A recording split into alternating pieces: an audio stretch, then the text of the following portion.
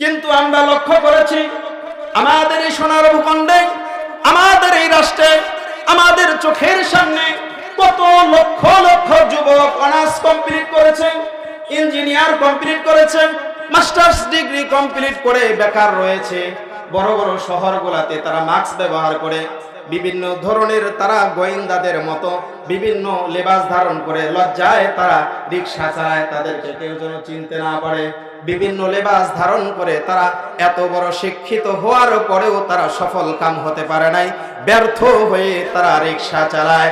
অনেকেই ব্যর্থ হয়ে রিক্সা না চালাইয়ে তারা এত তাদের মাথা খারাপ হয়ে যায় যে তারা আস্তে আস্তে তারা হাতের মধ্যে নেশার বোতল, হেরোইন, ফেন্সিডিল, বিভিন্ন ইত্যাদি ইত্যাদি নেশা তারা জড়িয়ে যায়, তারা পথভ্রষ্ট হয়ে যায়, দুনিয়ার মধ্যেই তারা নিকৃষ্ট ব্যক্তিতে পরিণত হয়ে যায়। জোরে জোরে বলেন ঠিক না ঠিক?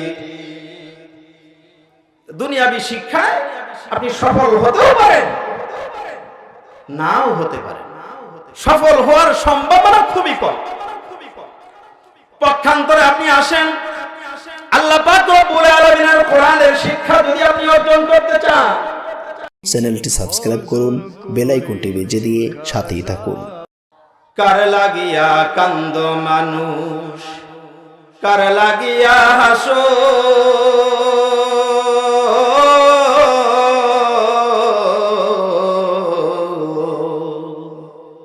কার লাগিয়া কান্দ মানুষ, কার লাগিয়া হাসো,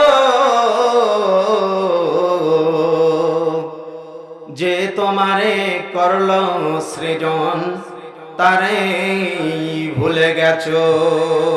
লা ইলাহা ইল্লাল্লাহ, লা ইলাহা ইল্লাল্লাহ, লা ইলাহা, লা ইলাহা ইল্লাল্লাহ মুহাম্মাদুর রাসূলুল্লাহ সাল্লাল্লাহু আলাইহি ওয়াসাল্লাম। আল্লাহ পাক রব্বুল আলামিনের দরবারে আরেকবার শুকরিয়া আদায় করি, বলি আলহামদুলিল্লাহ। আমি আপনাদের সামনে উপস্থিত হয়েছি, এই চেয়ারে বসার যোগ্যতা আমার নেই, তারপরেও আমার বাড়ির সাথে মাহফিল, এলাকার মানুষের একটা হক, আমার একটা দায়িত্ব, আপনাদের কাছে দোয়া নেওয়ার উদ্দেশ্য করেই আমি এখানে বসেছি। আমি প্রফেশনাল বা ধারাবাহিক কোনো বক্তা নয়, নিয়মিত কোনো বক্তা নয়, আমি আপনাদের কাছে দোয়া নেওয়ার জন্য বসেছি। ভুল ভ্রান্তি যদিও হয়ে যায়, এলাকার ছেলে, ছোট ভাই, সন্তান মনে করে ক্ষমার দৃষ্টিতে দেখবেন, আর আমার জন্য দোয়া করবেন, আমি যেন নিয়মিত কিছু কথা বলতে পারি। কোরআনের ময়দানে আল্লাহ যেন কবুল করেন, জোরে বলেন আমিন। কোরআনুল কারীম থেকে আমি আয়াতের একখানা অংশ তেলাওয়াত করেছি। সময় যেহেতু অল্প, আধা ঘন্টা সময় 7 মিনিট আমার অতিবাহিত হয়ে গেল। এই অল্প সময়ের মধ্যে ডাইরেক্ট কথা বলার চেষ্টা করব ইনশাআল্লাহ। আল্লাহ পাক রব্বুল আলামিন বলছেন, কুল হাল ইয়াস্তাউিল্লাযীনা ইয়ালামুনা ওয়াল্লাযীনা লা ইয়ালামুন। হে নবী, আপনি বলুন, যারা জানে আর যারা জানে না তারা কি কখনো এক হতে পারে? আল্লাহ পাক রব্বুল আলামিন প্রশ্ন আকারে আল্লাহ পাক রব্বুল আলামিন তার প্রিয় নবীকে আয়াতে না কারিমা নাজিল করে দিলেন। তার আগে আমি বলতে চাই, বলেন দেখি, আলো আর অন্ধকার কি কখনো এক? কথা বলেন, এক? আলো আর অন্ধকার যেমন এক না, ভালো আর মন্দ যেমন এক না, ন্যায় আর অন্যায় যেমন এক না, সত্য আর মিথ্যা যেমন এক না, হক আর বাতিল যেমন এক না, মূর্খ আর শিক্ষিত কখনোই এক হতে পারে না। জোরে জোরে বলেন ঠিক না ঠিক? তারই ধারাবাহিকতায় মহান আল্লাহ পাক রব্বুল আলামিন আল্লাহ তাআলার প্রিয় নবীকে, প্রিয় দোস্তকে জানায় দিলেন, হক আর বাতিল যেমন এক হতে পারে না। যারা জ্ঞান অর্জন করলো, যারা তাদের জ্ঞান অর্জন করে তাদেরকে আলোকিত করে তুললো, আর যারা জ্ঞান অর্জন করলো না, উভয় পক্ষ কখনোই এক সমান হতে পারে না।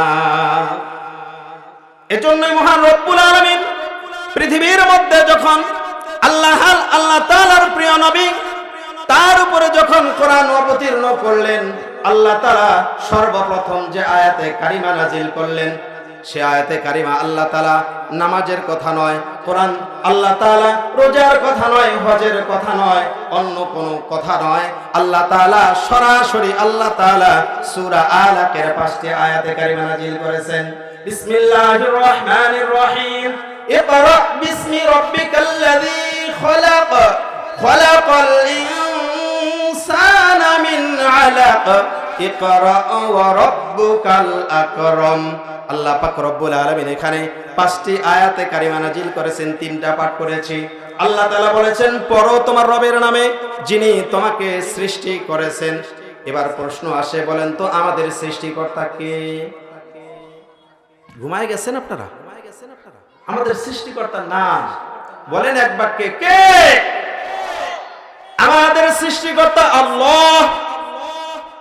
আল্লাহ বলছেন, পড়ো তোমার রবের নামে। কি পড়ব? ব্যাখ্যা বিশ্লেষণ করার সময় নয়, দোয়া নেওয়ার জন্য আসছি, অল্প কথায় শেষ করতে চাই। আল্লাহ তাআলা অন্য জায়গায় বলেছেন, আর রহমান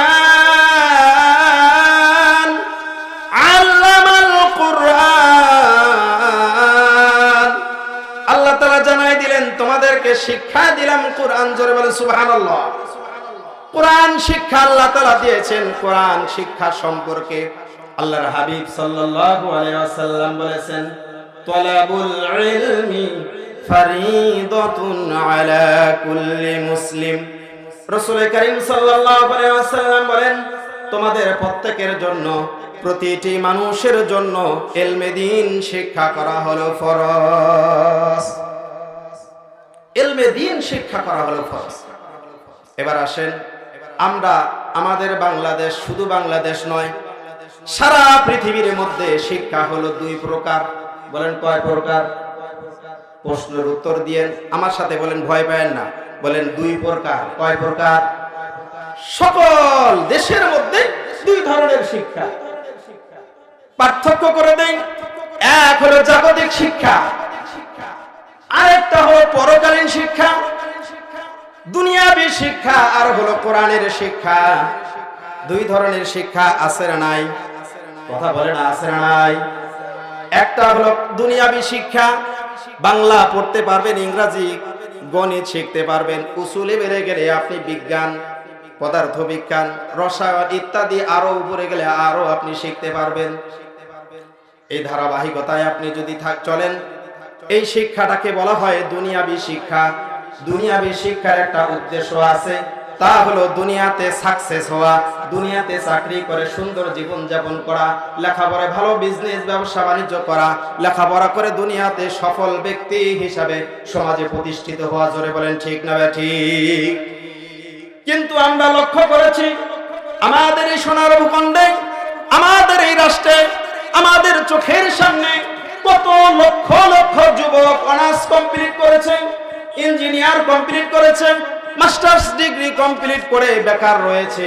বড় বড় শহরগুলোতে তারা মাস্ক ব্যবহার করে, বিভিন্ন ধরনের তারা গোয়েন্দাদের মতো বিভিন্ন লেবাস ধারণ করে, লজ্জায় তারা রিক্সা চালায়, তাদেরকে কেউ যেন চিনতে না পারে। বিভিন্ন লেবাস ধারণ করে তারা এত বড় শিক্ষিত হওয়ার পরেও তারা সফল কাম হতে পারে নাই, ব্যর্থ হয়ে তারা রিক্সা চালায়। অনেকেই ব্যর্থ হয়ে রিক্সা না চালাইয়ে তারা এত তাদের মাথা খারাপ হয়ে যায় যে তারা আস্তে আস্তে তারা হাতের মধ্যে নেশার বোতল, হিরোইন, ফেন্সিডিল, বিভিন্ন ইত্যাদি ইত্যাদি নেশা তারা জড়িয়ে যায়, তারা পথভ্রষ্ট হয়ে যায়, দুনিয়ার মধ্যেই তারা নিকৃষ্ট ব্যক্তিতে পরিণত হয়ে যায়। জোরে জোরে বলেন ঠিক না ঠিক? দুনিয়াবী শিক্ষায় আপনি সফল হতেও পারেন, নাও হতে পারেন। সফল হওয়ার সম্ভাবনা খুবই কম। পক্ষান্তরে আপনি আসেন, আল্লাহ পাক রব্বুল আলামিনের কোরআনের শিক্ষা যদি আপনি অর্জন করতে চান, আপনি যখন শুধুমাত্র নিয়ত করবেন, বুখারী শরীফের মধ্যে প্রথম যে আল্লাহ রাসূল সাল্লাল্লাহু আলাইহি ওয়াসাল্লামের হাদিস এসেছে, সেখানে ছোট্ট একটি হাদিস থেকে অল্প একটু বুঝাতে চাই। ইন্নামাল আ'মালু বিন্নিয়াত, বলা হয় নিয়তের উপরে সব কাজ নির্ভর করে। আপনি যখন নিয়ত করেছেন আগামী কালকে থেকে আমি মাদ্রাসায় ভর্তি হয়ে যাব। আপনি নিয়ত করেছেন, নিয়ত করার সঙ্গে সঙ্গে আপনার আমলনামায় নেকি লেখা আরম্ভ হয়ে যায়। জোরে জোরে বলেন সুবহানাল্লাহ। আপনি মাদ্রাসা ছাত্র হন, আপনার সন্তানকে ভর্তি করাননি, শুধু নিয়ত করেছেন সন্তানকে মাদ্রাসায় পড়াবো, সন্তানকে লেখাপড়া শিখাবো, দ্বীনের জ্ঞান আমি তার ভিতরে ঢেলে দিব, দ্বীনের জ্ঞান তার অন্তরে আমি দিব। নিয়ত করার সঙ্গে সঙ্গে সন্তান যদি অবুঝ হয়, মাসুম হয়, তাহলে তার পিতা মাতার আমলনামায় সওয়াব লেখা আরম্ভ হয়ে যায়। বলেন সুবহানাল্লাহ। এবার আসেন, কোন সন্তান যখন মাদ্রাসায় ভর্তি হয়ে যায়, আসার পরে মাদ্রাসায় ফরম লেখে, ফরমের মধ্যে নাম লেখে স্বাক্ষর করে সে ছাত্র হয়ে গেল। ছাত্র হওয়ার পরে যখন উস্তাদের কাছে বসে গেল, বসে দেওয়ার পরে উস্তাদ যখন তাকে প্রথম সবক দেওয়া আরম্ভ করলো, বলতেছে আলিফ বা তা সা জিম।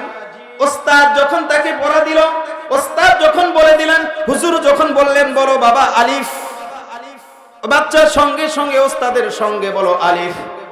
আলিফ বলার সঙ্গে সঙ্গে ওই তলবে ইলমের আমলনামায় আল্লাহ তাআলা সর্বনিম্ন 10টি নেকি আল্লাহ তাআলা লিখে দিবেন। জোরে জোরে বলেন সুবহানাল্লাহ। পরকালের শিক্ষা নিয়ত করার পর থেকে তার সফলতা শুরু। সফলতা শুরু হচ্ছে সে যখন কোরআন শিখবে। এই কোরআন শিক্ষা যখন করবে সর্বনিম্ন 10 নেকি। সে যখন কোরআন যখন দাঁড়িয়ে দাঁড়িয়ে নামাজের মধ্যে না দাঁড়িয়ে দাঁড়িয়ে যখন কোরআন পাঠ করবে, ওই এক অক্ষরে 10 নেকি নয়, আল্লাহ তাআলা কখনো 25 নেকি দিবেন। রোজা অবস্থায় যদি নামাজে তেলাওয়াত করে, তাহলে তার ওই এক হরফের বিনিময়ে আল্লাহ 70 নেকি, 700 নেকি, আল্লাহ 1000 নেকি ওই এক অক্ষরের মধ্যে আল্লাহ তাআলা দান করবেন। চিৎকার করে বলেন সুবহানাল্লাহ। সফলতা শুরু জাগতিক শিক্ষা থেকে নয়, পরকালীন শিক্ষা অর্জন করা শুরু হলো, সফলতা শুরু হয়ে গেল। এবার আসেন, একজন তলবে ইলম যখন দ্বীনের জ্ঞান অর্জন করলো, আল্লাহ রাসূল সাল্লাল্লাহু আলাইহি ওয়াসাল্লাম তলবে ইলম সম্পর্কে বলেন, একজন সাহাবীকে রাসূল করিম সাল্লাল্লাহু আলাইহি ওয়াসাল্লাম বলেন, ও আবু যর গিফারি, আবু যর তুমি শুনে রাখো, কোন ব্যক্তি যখন কোরআনের একটা আয়াত শিক্ষা করলো, কোরআনের একটা আয়াত তেলাওয়াত করলো, শিক্ষা করলো, জ্ঞান অর্জন করলো, কোরআনের একটা আয়াতের একটা আয়াত কতটুকু, ছোট্ট একটা সূরা আছে, ইন্না আ'তাইনাকাল কাউসার, এটি একটা আয়াত। এর চেয়েও ছোট ছোট আয়াত কোরআনের মধ্যে আছে। জোরে বলেন সুবহানাল্লাহ। কোরআনের একটা আয়াত যদি কোনো তলবে ইলম শিক্ষা করে, একটা আয়াত শিখতে তার বেশি সময়ের প্রয়োজন নাই। একটা আয়াত শিক্ষার এত ফজিলত, রাসূল করিম সাল্লাল্লাহু আলাইহি ওয়াসাল্লাম বলেন, একটা আয়াত শিক্ষা করলো, তার আমলনামায় 100 রাকাত নফল নামাজের সওয়াব তার আমলনামায় দান করা হলো। জোরে জোরে বলেন সুবহানাল্লাহ। অথচ আমরা কোন দিকে বেশি, কোন দলে আমরা বেশি? আমরা দুনিয়াবি শিক্ষায় কিন্তু আমরা বেশি।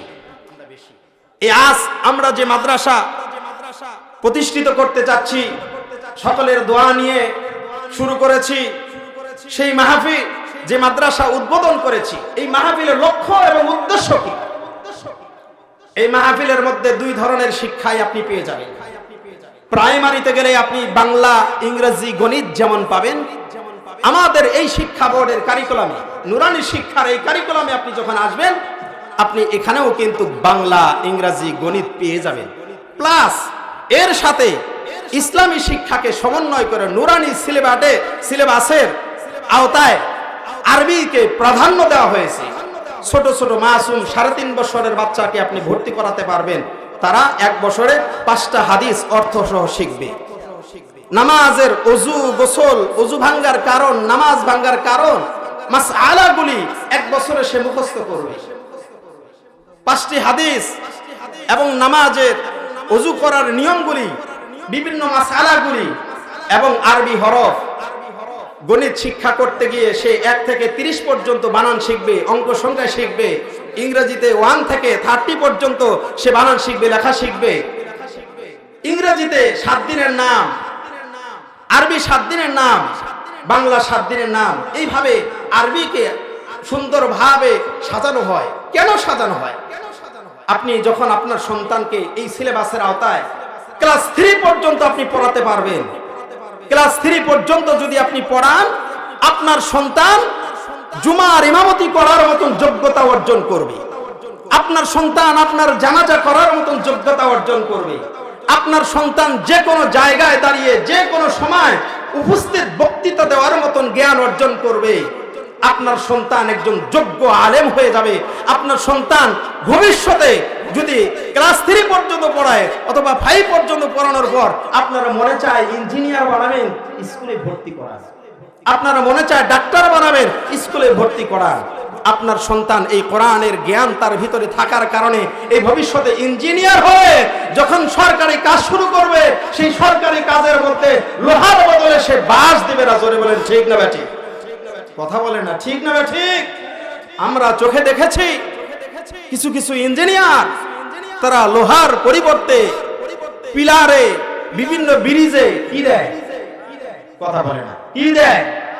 আপনার সন্তান যখন তার অন্তরে কোরআনের এই শিক্ষা লালন করবে, সে যখন ভালো একজন শিক্ষিত ব্যক্তি হয়ে যাবে, সে একজন বিচারক হয়ে যাবে, সে কোরআনের আইন অনুযায়ী সে বিচার ফয়সালা করার চেষ্টা করবে আপনার সন্তানের অন্তরে কোরআন থাকার কারণে। বলতেছিলাম সম্মানিত উপস্থিতি, আমার কথাগুলা মন দিয়া দিল দিয়া একটু শোনার চেষ্টা করবেন। সময় শেষ, আমি অল্প 2-1 মিনিটে শেষ করে দিচ্ছি। আলোচনা ছিল অনেক, কিন্তু সময় নেই। আল্লাহ পাক রব্বুল আলামিন পৃথিবীর মধ্যে আমাদেরকে আল্লাহ তাআলা যে কোরআনুল কারীম পাঠিয়েছেন, এই কোরআনুল কারীম কিন্তু হেদায়েতের জন্য পাঠিয়েছেন। বলেন ঠিক না ঠিক? কোরআনের বিপরীত, কোরআনের বিপক্ষে কিছু মানুষ পৃথিবীতে কাজ করে, এখনো আছে। আমার এলাকায়, আপনার এলাকায়, বিভিন্ন গ্রামে গঞ্জে আছে, আছে না নাই? আপনারা ভয় পাচ্ছেন, ভয় পাচ্ছেন এখনো? ভয়ের দিন এখনো আছে? সকল ভয় তো দূর হয়ে গেছে 5 আগস্টে। জোরে বলেন ঠিক না ঠিক? কেন ভয় করেন? আপনারা কথা বলতে চাচ্ছেন না কেন? তা বলতেছিলাম সকল ভয় দূর হয়ে গেছে। কোরআনের মাহফিলগুলি সুন্দরভাবে সুষ্ঠুভাবে করা যাইতো না, এখন আল্লাহর রহমতে সব ভয় দূর হয়ে গেছে। সকল ওলামায়ে কেরাম সুন্দরভাবে কথা বলতেছে। বাক শক্তি হারিয়ে ফেলেছিলাম আমরা, কথা বলার অধিকার হারিয়ে ফেলেছিলাম, তা আমরা আবার ফেরত পেয়েছি। জোরে বলেন ঠিক না ঠিক? যত বড়ই আপনি কোরআনের বিপরীতে যান না কেন, কোরআনের বিরুদ্ধে আপনি যান না কেন, শক্তি আপনার পৃথিবীতে যত বড় হবে, আল্লাহ তত ক্ষুদ্রতম জিনিস দিয়া আপনার কোরআনের বিরোধিতা করার কারণে তত আপনি যত শক্তিশালী, তত ক্ষুদ্রতম জিনিস দিয়া আপনাকে পৃথিবীতে আল্লাহ তাআলা বেইজ্জতি করবে, অপমানিত করবে। বলেন ঠিক না ঠিক? উদাহরণ, আল্লাহ তাআলা নমরুদকে আল্লাহ তাআলা মেরেছিলেন। আল্লাহ তাআলা নমরুদকে একটু মারার জন্য একটু সমাবেশ করলেন, সমস্ত মাখলুকদেরকে ডাকলেন, আমি নমরুদকে মারতে চাই, কে তোমরা মারবে? অনেক বড় ঘটনা, ছোট্ট করে বলে দিই। তখন অনেক সিংহ, অন্যান্য বড় বড় শক্তিশালী প্রাণীর বলে, আল্লাহ আমরা যাব। আল্লাহ বলবেন না, তোমাদেরকে না, একবারে মানে চিত্র, মানে সবচেয়ে ছোট ক্ষুদ্রতম প্রাণী দিয়ে মারতে চাই। এবার বলছে আল্লাহ, মশা। বলতেছে আল্লাহ আমরা যাব মারতে। আল্লাহ বলেন হ্যাঁ ঠিক আছে। মশার দলকে আল্লাহ তাআলা পাওয়ার দিলেন। মশার দল ঝাঁকে ঝাঁকে, এখানে যদি যতগুলা মানুষ আছে, কয়েকটা মৌমাছির দল, কয়েকটা মৌমাছির চাক যদি এসে যায়, আমরা কি সামাল দিতে পারবো? কথা বলে না, সামাল দিতে পারবো? ঝাঁকে ঝাঁকে যখন মৌমাছি, মনে করেন যে মশা যখন আক্রমণ করলো, অবশেষে সর্বশেষ একটা ল্যাংড়া মশা আল্লাহর কাছে আসছে। আল্লাহর কাছে আসে বলতেছে, আল্লাহ আমাকেও একটা দায়িত্ব দাও। আল্লাহ বলে, তুই দেরি করলি কেন? কয় আল্লাহ তুমি তো দেখতেছো আমি তো ল্যাংড়া, আমার আসতে দেরি হয়ে গেছে। তুই কি করতে চাস? শেষ করতে। এবার বলতেছে আল্লাহ আমাকে একটা দায়িত্ব দাও, আমি নমরুদকে মারতে চাই। আল্লাহ বলো যা, তোকে সেই পাওয়ারটা দিয়ে দিলাম। জোরে বলো আল্লাহু আকবার। শত শত মশার মধ্যে এই ল্যাংড়া মশা যায় তার নাকের মধ্যে ঢুকে গেছে, নাকের মধ্যে যা ব্রেনটে যা কামড়ানো শুরু করছে। না কানে পানি ঢুকলে আমরা অনেক সময় পানি বাহির না হলে এই পাশে একটা মারি দেই, এই পাশে আরেকটা মার দিই। বলেন ঠিক না ঠিক? পানি ঢুকলে করে না? নদীর এলাকার মানুষ জানেন তো, আমি ওটা করি। তা মশা যখন মাথায় মস্তিষ্কে আঘাত করে, এভাবে আঘাত করে থামে যায়, আবার এইভাবে আঘাত করে থেমে যায়। আগে তো মানুষ জুতা পরতো না, নরম জুতা পরতো না, খরম পরতো। কি পরতো? এবার একজন দাসী রাখলো, দাসী মারতে মারতে বিরক্ত হয়ে গেছে, জোরে মার, আরো জোরে মারে। আরো জোরে মারতে মারতে দাসী যখন বিরক্ত হয়ে গেছে, মাথার মাঝখানে এমন জোরে একটা আঘাত করেছে, আল্লাহ পাক রব্বুল আলামিন ওই ক্ষমতাসীন বড় বাদশা থাকার পরেও তার মাথা দ্বিখণ্ডিত হয়ে আল্লাহ তাআলা তার মৃত্যু দিলেন, আর ল্যাংড়া মশা বাহির হয়ে চলে গেল। বলেন সুবহানাল্লাহ। তদ্রূপ দেখেন বড় বড় আন্দোলন করেছে, হেফাজতে ইসলাম আন্দোলন করেছে, জামাতে ইসলাম, বিএনপি, ঐক্যজোট বিভিন্ন ভাবে আন্দোলন করেছে, কোনোভাবে আমরা স্বৈরাচারকে নামাতে পারিনি। কিন্তু এমন ছোট্ট একটা দল গঠিত হয়ে গেল, 7 বছরের শিশু যায় বলে আমরা অধিকার চাই, এবার বলে এইভাবে আন্দোলন করতে করতে একবারে কোলের শিশু থেকে শুরু করে একবারে বয়োজ্যেষ্ঠ বৃদ্ধ মানুষগুলি যখন রাস্তাঘাটে সকলেই নেমে গেল, আল্লাহ তাআলা বলতেছে এটাই সুযোগ স্বৈরাচারকে দূর করার জন্য। আল্লাহ তাআলা অবশেষে এই ছোট্ট ছোট্ট শিশুদের আন্দোলনের বিনিময়ে আল্লাহ তাআলা নতুন ভাবে আবারও স্বাধীনতা দান করেছেন। জোরে জোরে বলেন ঠিক না ঠিক? ক্ষমতা বড় ছিল কিন্তু ছোট্ট জিনিস দিয়ে আল্লাহ তাআলা সাহায্য করেন। অনেকেই আছেন কোরআনের মাহফিলে এখনো বিরোধিতা করেন, মাদ্রাসার বিরোধিতা করেন, আপনি বিভিন্ন সংগঠনের বিরোধিতা করেন। কেন করবেন? আপনি মুসলমান না?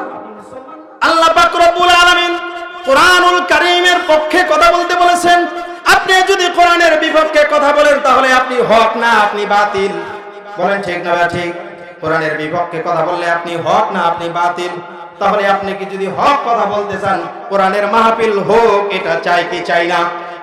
আমাদের এলাকায় এই মাদ্রাসা প্রতিষ্ঠিত হোক, এটা চাই কি চাই না? কথা বলে না, চাই কি চাই না? হক যেখানে, বাতিল তো আছেই, হকও থাকবে।